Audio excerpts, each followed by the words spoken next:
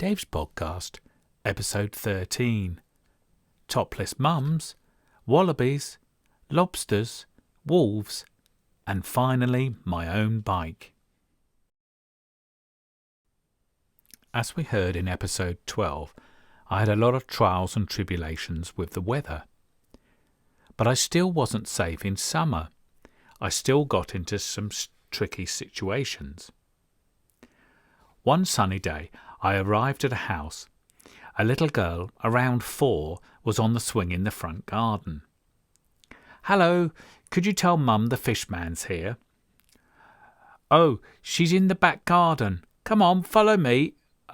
Okay. So I innocently walked behind her, through a gate, into a secluded back garden. And there was Mum, sunbathing, lying on a towel, completely topless. I stepped back in shock.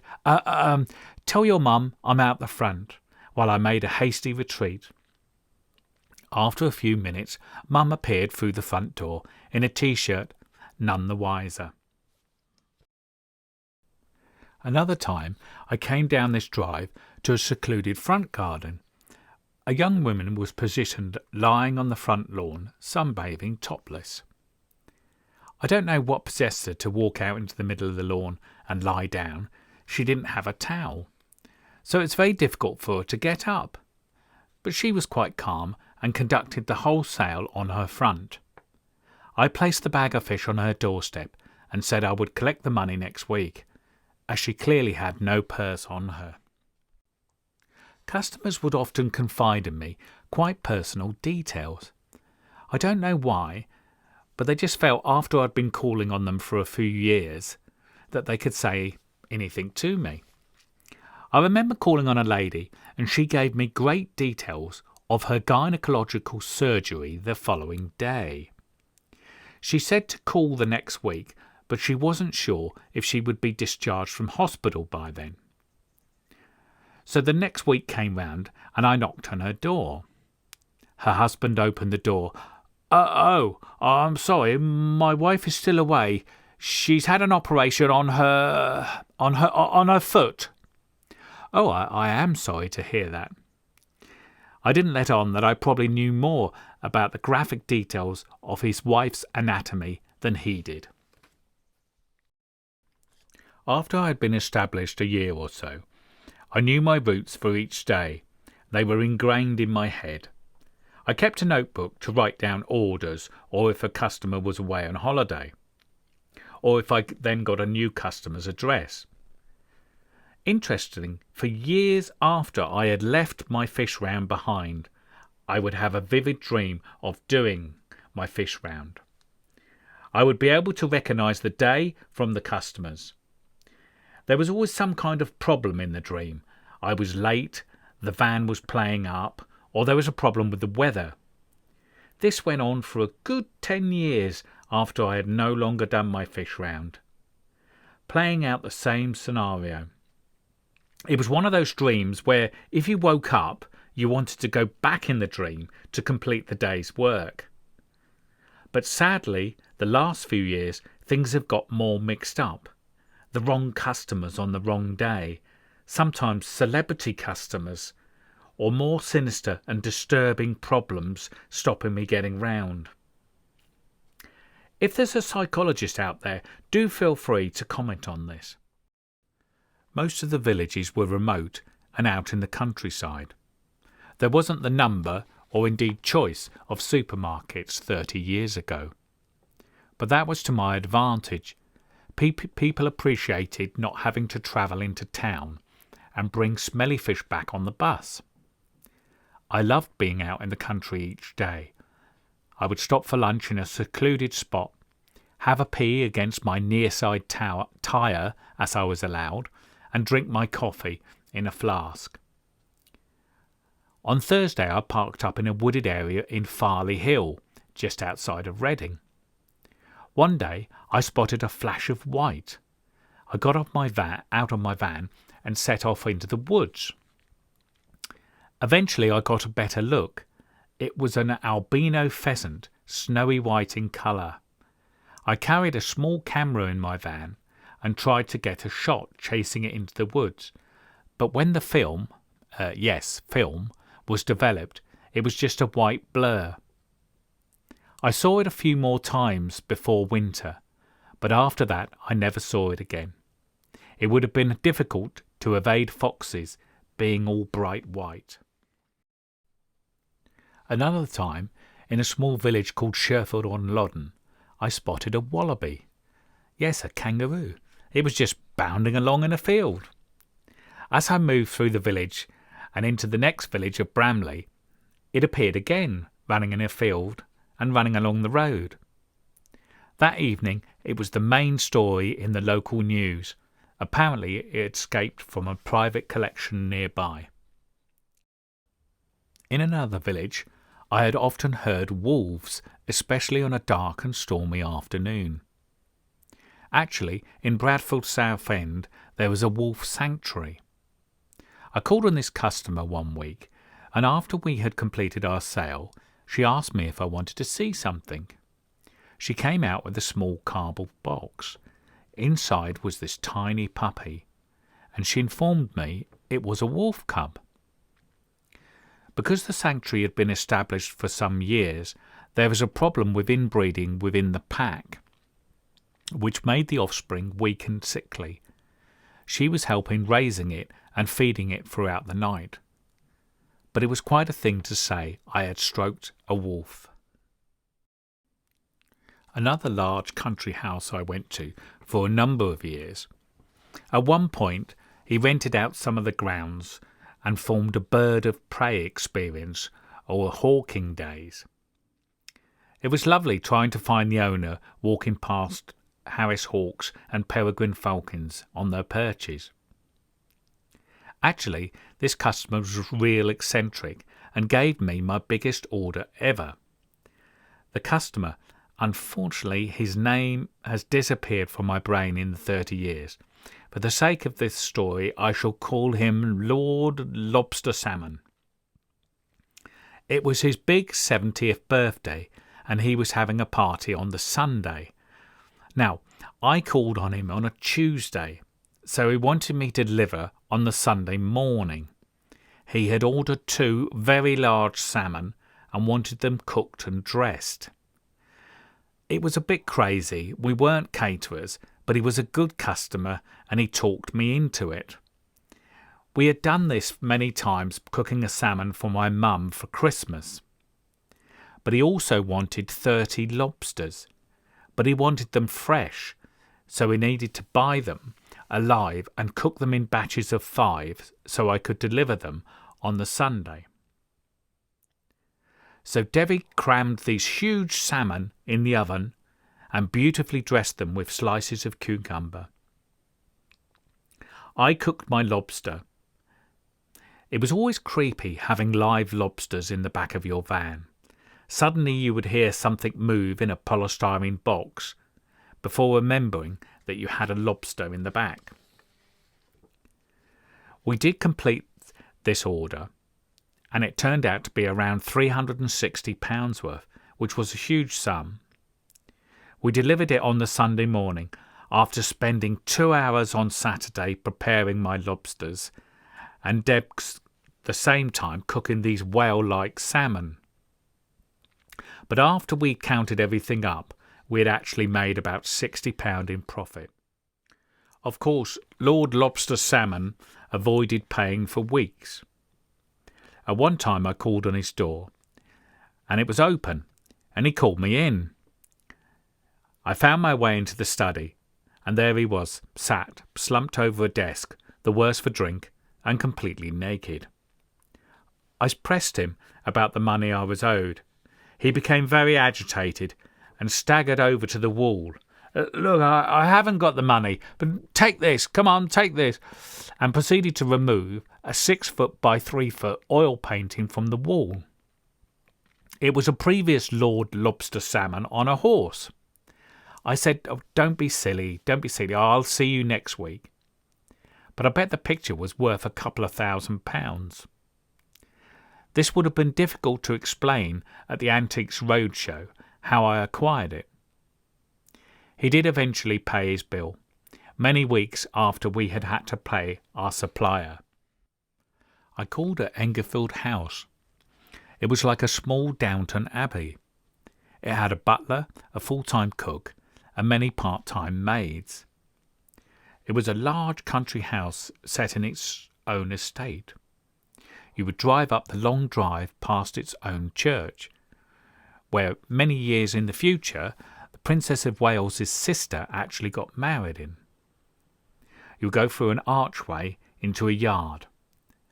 Often the butler would be in the porch cleaning leather boots and shooting belts. It really was like a step back in time. Eventually, I called on all sorts of people associated with the estate, including the nanny who had raised all the Benyon children. I also called on the gamekeeper, who raised the pheasants for the estate's shoots.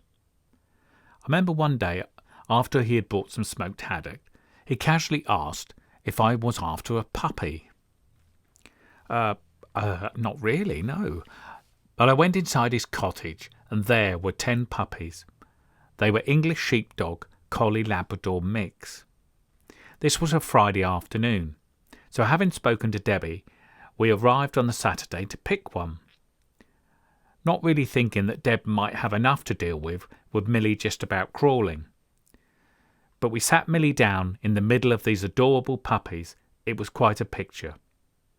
We chose one and named it Jess. She was a lovely, good-natured dog, but being an English sheepdog, she needed constant trimming. After this, you would be left with enough hair to make another dog. She looked lovely, having been trimmed, but only for about 2 days. I called on both the Benyon children, Richard and Catherine. I remember one Friday I was calling on Catherine, and it had just come over the news that Princess Diana had gone to Balmoral to convalesce after the birth of William. I told her this, and she replied, she'd find it cold up there. It was said in a matter-of-fact way, but she had clearly spent time at Balmoral. Englefield House was a formidable country house and was often used as the backdrop of films. Once I arrived, and the road was all covered with bark chippings. A Sky period drama was being filmed. There was coach and horses on the road with 2 ladies in full Bridgerton-style outfits. There was a director, a sound man, and a full lighting crew.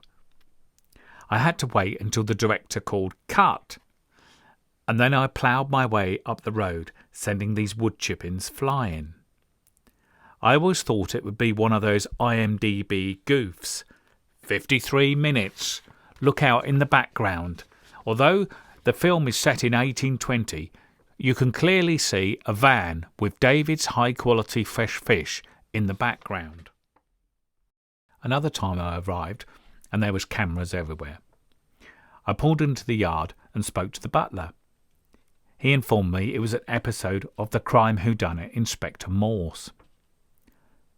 I asked him if he required any red herrings. By my second Christmas, I was well established and getting plenty of extra orders. I produced a handout listing smoked salmon, prawns, and many seasonal goodies to order. People started giving me bottles of wine and tins of sweets as tips. So I thought it'd be a good idea to make a staff Christmas box. It was an ice cream box with a slit cut in the top. Customers would just slip in something without me seeing. But I made a list of all the staff involved in David's high-quality fresh fish. The list went something like this. CEO, David Terry. Driver, D. Terry. Navigator, Dave S. Terry. Ordering, D. S. Terry. Mechanic, Dave Terry. Sales, David Stewart Terry. HR, Mr. D. Terry. Catering, Mr. Terry. Laundry, D. Stewart Terry. It went on. Customers thought it was quite amusing, or there were some people who generally thought all these people were involved in the efficient running of David's fresh fish. But it worked. In the end, I ended up with around £150 to £200 in cash each year. Then Debbie said foolishly that as this was mine, I could spend it on what I liked. The first year, I bought Scale Electrics, a racing car game. I tried to say it was a joint present with Millie, but being only 18 months old, she was clearly a bit young for this. The next year I bought a radio-controlled car. This was before we had good batteries. It only ran for 10 minutes before needing 5 hours of charging. I think I used it twice and then sold it. The next year, eventually, I bought something useful, a mountain bike. Finally, a new bike for me, not handed down from one of my brothers. I love that bike. I worked in a care home in Reading, and I often cycled 10 miles to work. But sorry, I'm jumping jobs here. Debbie and I cycled the Ridgeway in 1996 over the weekend. I only got rid of it a few years ago because I found I wasn't using it when I moved to Wales, as I had my 2 Welsh collies to walk. I met many interesting people, often doing amazing things in barns and sheds hidden away, working from home before it had become trendy. I went to a house in Risley. It had a converted barn and they made film props, huge models made out of fiberglass. I always knocked on the door and stuck my head in to see what they were working on. I was never sure what would be revealed. I once looked in and there was an 8-foot roller skating waitress made out of fiberglass. Another house I went to in Swallowford, behind an ordinary garage door, they made cheese. It had a large stainless steel drum and the walls were all white and clean. Everyone there were wearing white overalls and hairnets. I would often swap fish for a carton of their cheese in some kind of bartering way. I once called on a lady in Tadley. When I got there, I recognised her as a former Blue Peter presenter. I can't really remember which one, but this would have been the late 80s, so it could have been Sarah Green. She wanted 4 large lemon soles and asked me if I would mind filleting them. I started filleting the first one, and when I had completed it, I reached underneath into the trays and said, "Oh, here's one I completed earlier," which was a thing they would often say if they were making something on Blue Peter. But she looked at me a bit confused. I didn't get a badge or nothing. I called on a lady whose son was a football journalist. He followed the England team all over the world, writing for a major paper. She told me all about Gaza and his notorious drinking dentist chair incident well before it became public. Sorry, this is a football story around England and Euro 96. I called on a lady right out in the sticks. I was talking to her and she mentioned that she was heavily involved in the WI. She had attended the national conference that was held at the Albert Hall. I mentioned my mum, who had been an active member of the Cookham branch for many years, and she knew her. I thought this was pretty amazing. I remember once going to a massive house just outside Heckfield. In the front garden he actually had a 9-hole golf course. At this time it was the middle of a general election campaign. People often felt they could inflict their political views on me, and it was difficult for me to respond. This chap started going on about the Labour Party, and if they got in, I needed to vote for Conservative, because if they got in, he would leave the country and all the money would go out the country, and where would I be then? I just smiled and nodded. "What do you need this week?" He said. "I'll have a smoked mackerel." "Ah, thank you. That's 50p. By the beginning of 1989, I had been calling on Park Farm in Heckfield. They were an organic farm run by the Collins family. They were well ahead of their time. They had a wind turbine which charged a bank of batteries, which the house used. They also had a straw boiler, which you'd put a whole bale of straw in, and it was used to heat the water and the house. So they were pretty much off-grid. They produced high welfare organic meat. They loved their fish, particularly anything unusual. We got on well, and they started asking me in for a quick cup of coffee. They really wanted to sell their products direct to the public, and over coffee we started to hatch a plan. But more of that in the next episode.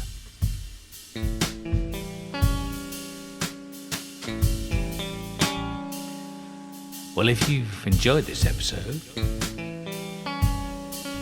you know what you gotta do. You gotta like it, and you gotta share it.